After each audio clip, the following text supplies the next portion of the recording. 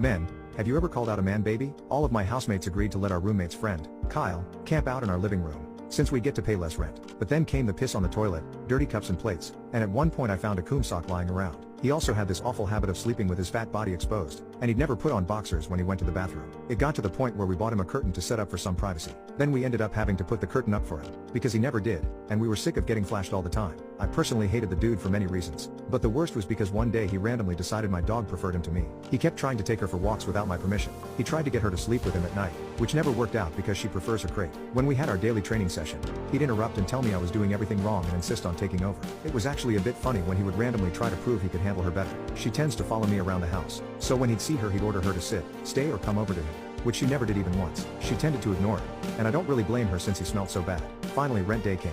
We usually pay $900 each for rent, but we told Kyle from the start he only had to pay $400 each month since he didn't have his own room and we understood he was saving up for a place.